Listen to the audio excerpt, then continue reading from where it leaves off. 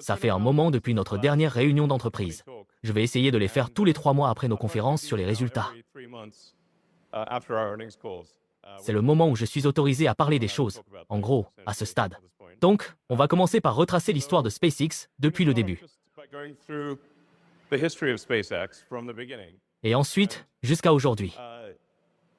Je pense que de temps en temps, c'est bien de regarder l'histoire dans son ensemble. Et ensuite de réfléchir à ce que vous voulez que soient les prochains chapitres de l'histoire.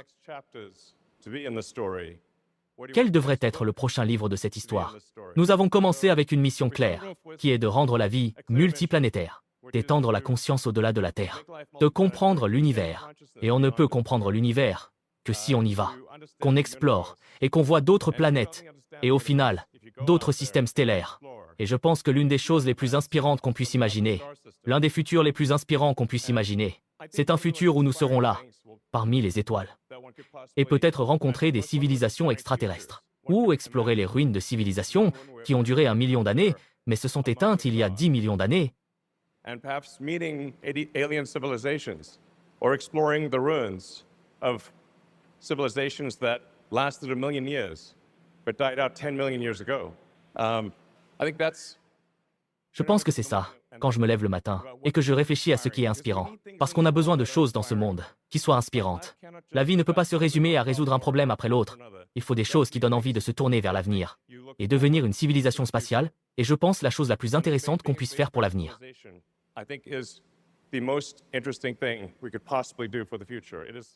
C'est faire de Star Trek une réalité. Et voilà comment on a commencé. Je ne sais pas. Peut-être que je devrais faire venir un autre groupe de mariachis ou quelque chose du genre. Vous savez, pour la fête de fin d'année. On va avoir beaucoup de groupes de mariachis, et beaucoup de ça. Mais ça, c'était tout SpaceX au début. Juste un petit entrepôt à El Segundo. Et puis, Falcon 1.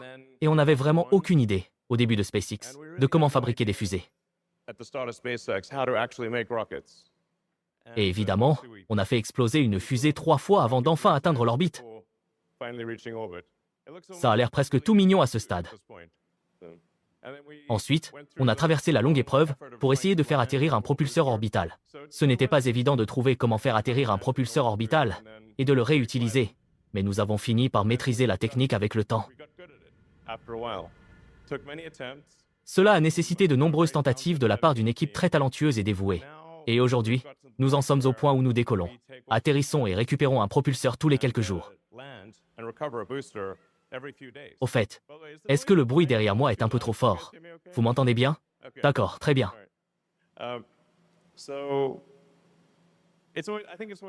Je pense qu'il est toujours important de se rendre compte de la difficulté de réaliser certaines choses.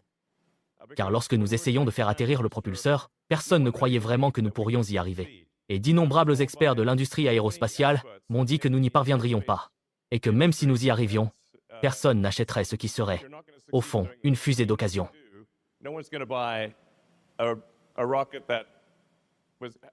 Ce qui n'a vraiment aucun sens, car les avions volent en permanence. Et très franchement, je préfère être sur le 1000e vol d'un avion plutôt que sur son tout premier.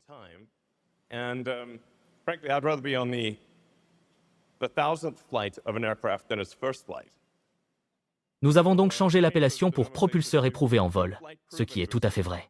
Nous avons donc réussi à lancer la Falcon Heavy, qui était la fusée la plus puissante au monde avant le Starship.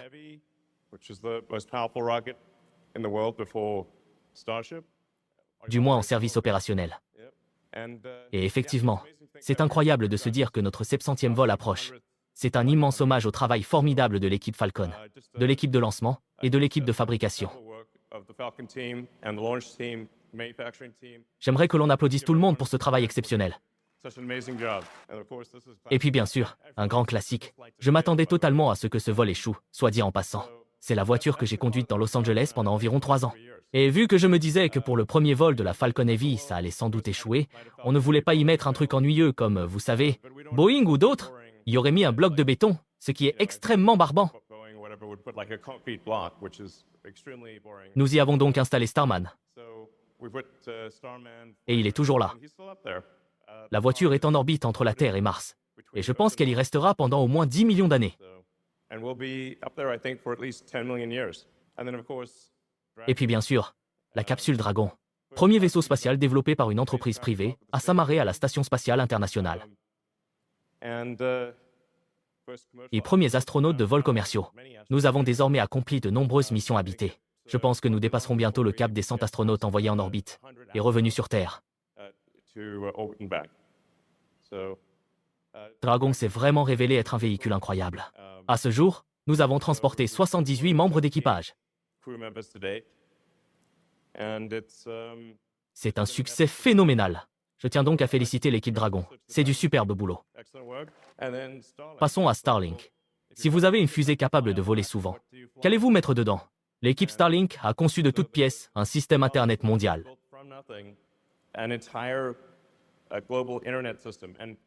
C'est le tout premier réseau Internet mondial à haut débit de l'histoire. À terme, je pense qu'il prendra en charge la majeure partie d'Internet. En réalité, je crois que plus de 90% du trafic Internet global pourrait un jour passer par Starlink. C'est vraiment dingue d'y penser. Près de 11 000 satellites en orbite. C'est plus du double de tous les autres satellites réunis. Et avec Starlink V3 et les versions suivantes, on visera les 100 000 satellites. C'est vraiment remarquable. C'est un sacré défi de bâtir Internet dans l'espace. De recréer tout le réseau là-haut, matériel et logiciel compris. Et pourtant, l'équipe a réussi le pari. Alors un immense bravo à l'équipe Starlink. Nous sommes désormais présents dans 167 pays, avec 22 millions d'abonnés mobiles et 13 millions d'abonnés très haut débit. Je m'attends à ce que ces chiffres soient multipliés par plus de 10 à l'avenir. Sur le long terme, d'ailleurs Cloudflare a récemment indiqué que, vu la croissance actuelle, ils estiment que le trafic lié à l'IA sera 1000 fois supérieur au trafic Internet humain d'ici 5 ans. Laissez ça décanter un instant.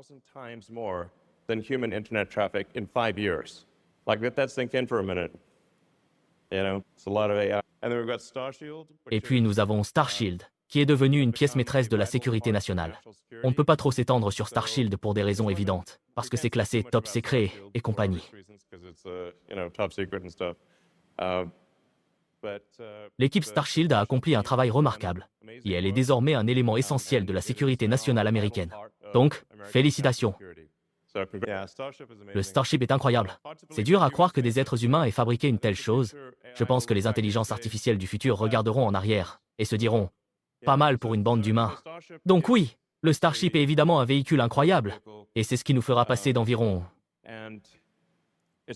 2500 tonnes mises en orbite par an à plus d'1 million de tonnes mises en orbite par an. Et je pense même que nous pourrions atteindre les 10 millions de tonnes par an.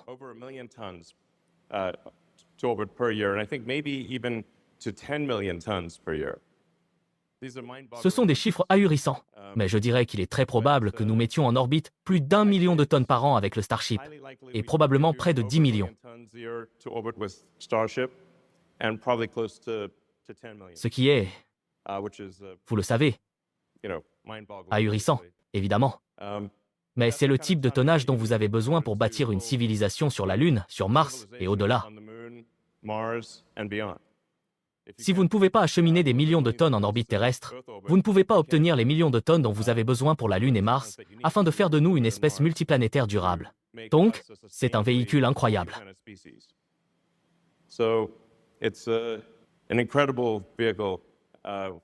Comme je l'ai dit, je pense que c'est sans doute la chose la plus difficile que l'humanité ait jamais essayé de faire. Et l'équipe Starship a fait un travail extraordinaire à tous les niveaux, avec les moteurs, l'avionique, les structures, les opérations de lancement. Alors, on applaudit bien fort l'équipe Starship.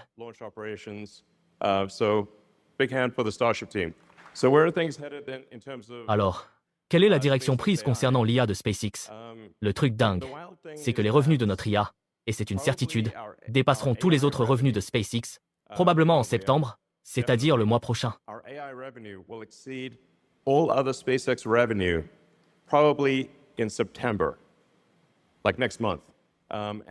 Et ils dépasseront largement tous les autres revenus de SpaceX au 4e trimestre. Donc, l'IA est devenue un élément extrêmement important de l'avenir de SpaceX.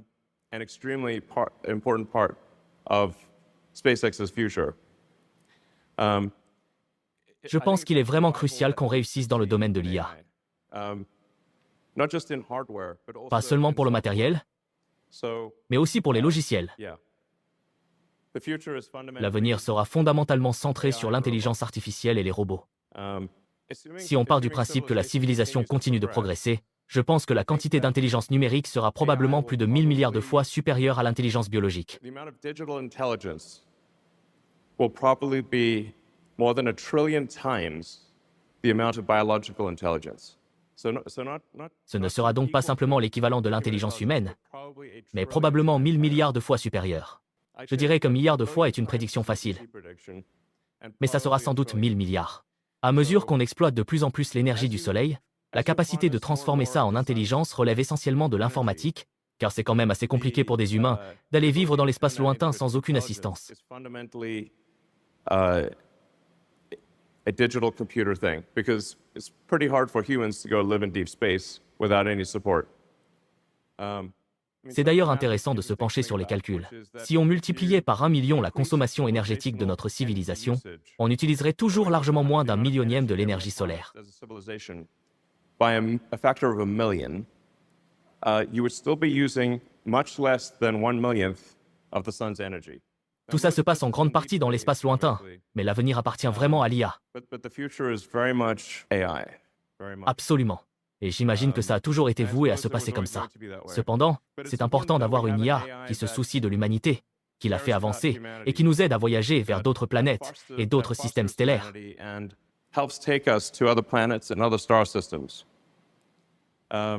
C'est pour ça que je trouve essentiel que SpaceX réussisse, pas seulement avec le matériel d'IA, mais aussi avec les logiciels. Je pense qu'une IA qui serait en quelque sorte le bébé de SpaceX serait une très bonne IA.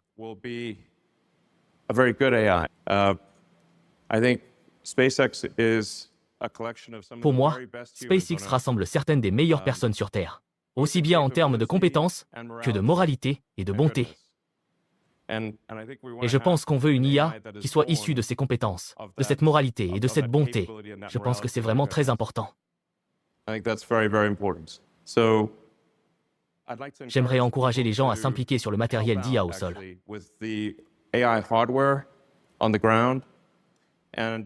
Et sur les logiciels d'IA, et bien sûr sur les satellites d'IA. L'énergie solaire va y jouer un rôle très important. La Terafab va en être une partie essentielle. Mais nous devons aussi réussir sur le plan logiciel. Et nous allons entraîner Grok sur la totalité des informations de SpaceX.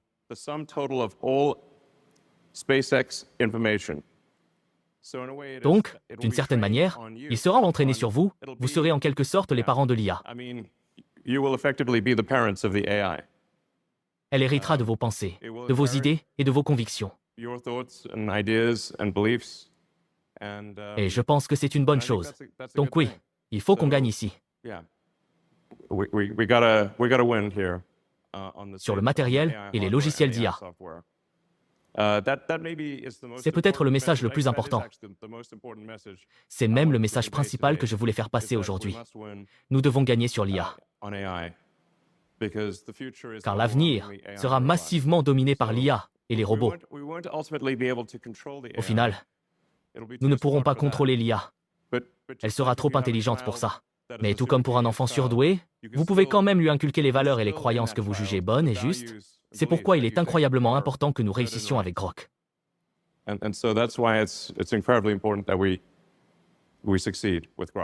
Vous avez probablement déjà testé Grok 4,5. La version 4,6 va sortir dans environ une semaine. Et la 4,7 devrait être vraiment spéciale. J'aimerais donc encourager tout le monde chez SpaceX à utiliser l'IA et à l'améliorer. Nous avons déjà construit les clusters d'entraînement d'IA les plus puissants au monde. Et ce que nous prévoyons de faire d'ici la fin de l'année prochaine, c'est environ 10 fois plus que ce que nous avons accompli jusqu'à présent. Ce sera un exercice très important pour l'IA spatiale. Je pense sincèrement que l'entraînement de l'IA continuera de se faire sur Terre, mais que l'inférence de l'IA, son utilisation au quotidien, se fera dans l'espace.